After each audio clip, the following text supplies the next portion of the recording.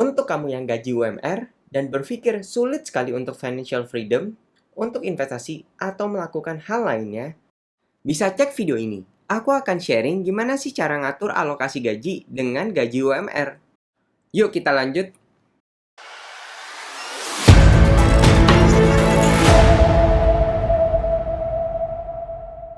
Yang pertama harus teman-teman ingat, sebanyak apapun uang teman-teman, secepat apapun teman-teman mendapatkan uang, kalau teman-teman nggak bisa ngatur, uang itu akan balik ke titik nol lagi. Apa teman-teman nggak percaya? Aku udah sempat bahas ceritanya di video ini ya. Nanti teman-teman bisa nonton pasca video ini. Di video ini, kita akan asumsikan perhitungan menggunakan UMR di Jakarta dengan nominal 4,4 juta. Untuk teman-teman yang angka UMR-nya beda, nggak usah khawatir ya. Teman-teman bisa ambil pola pikirnya dan gimana cara alokasikannya.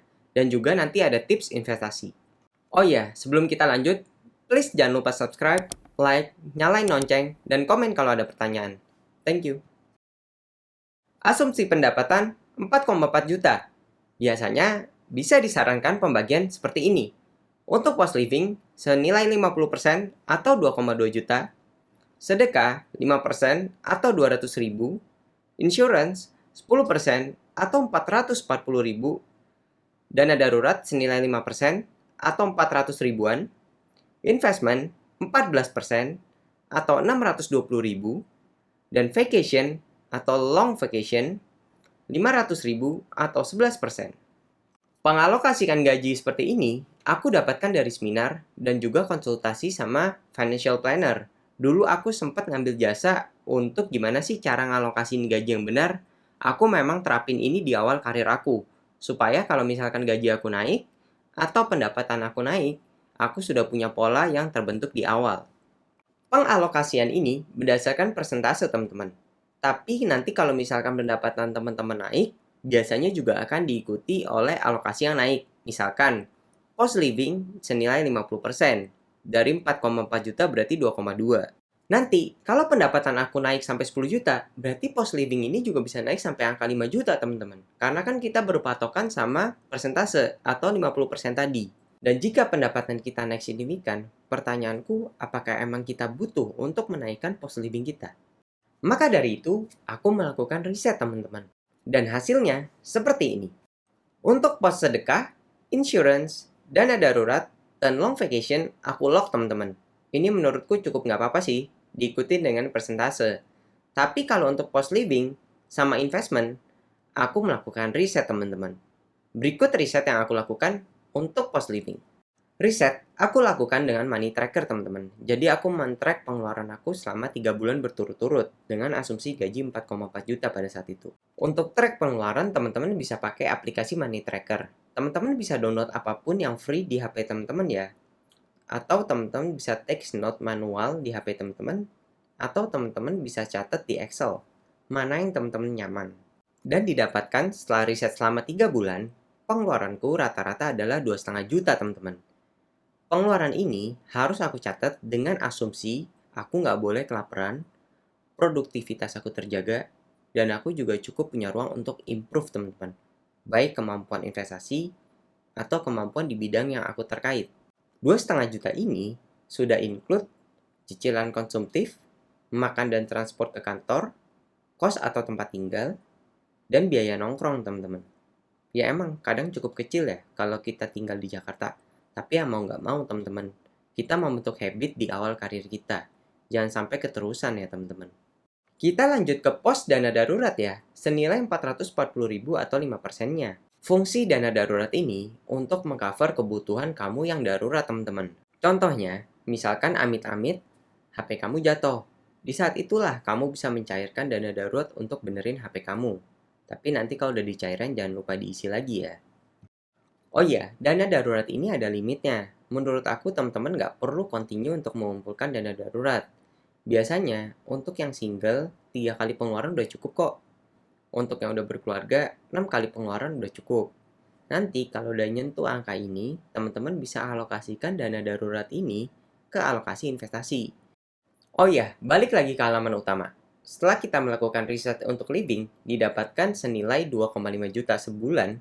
Berarti kita udah totalin, nah sisa dana itu dialokasikan full untuk investment. atau didapatkan senilai 620.000. Setelah kita mendapatkan angka investment ini, terus kira-kira 620.000 ini diinvestasikan kemana ya Kak? Nah, ini juga akan aku bahas. Alokasi investasi akan berbeda setiap orang, akan tergantung kepada kapabilitas dan kenyamanan teman-teman pribadi. Tapi kalau aku pribadi boleh kasih advice, akan seperti ini ya. Oh iya, angka di sini berdasarkan hasil riset pengeluaran kita ya. Kalau ternyata pengeluaran teman-teman di bawah 2,5, ya teman-teman bisa makin tingkatkan angka investmentnya. Tapi kira-kira pembagiannya akan seperti ini. Kalau aku pribadi, di tahun pertama, alokasi investasi ilmuku 400.000 sama sebulan. Berarti dari 400.000 ini, ya aku beliin buku, aku beliin e-book, aku beliin seminar, dan lainnya. Pokoknya apapun yang menunjang ilmu aku. Ilmu yang aku maksud di sini adalah ilmu investasi dan juga ilmu untuk generate second income. Misalkan kita punya keahlian untuk jualan. Nah, kita tambahlah ilmu gimana sih cara mendirikan bisnis online. Sehingga kedepannya kita bisa menambah penghasilan. Untuk sisa uangnya, aku alokasikan di investasi yang risiko menengah. Aku pilih waktu itu adalah reksadana pendapatan tetap berbasis obligasi. Dan di tahun kedua, aku juga mau saran pola tetap sama ya teman-teman. Perbanyaklah investasi di ilmu. Lalu sisa uangnya teman-teman bisa alokasikan untuk investasi di resiko yang menengah atau di RDPT. Atau teman-teman juga bisa pakai RDPU. RDPU ini adalah reksadana pasar uang berbasis daripada deposito. Dan di tahun ketiga, alokasi juga masih sama teman-teman. Terus timbul pertanyaan, loh dari tahun ke-1, tahun kedua, dan tahun ketiga kok sama terus Kak? Kenapa sih harus investasi di ilmu terus? Oke, aku coba jelasin ya.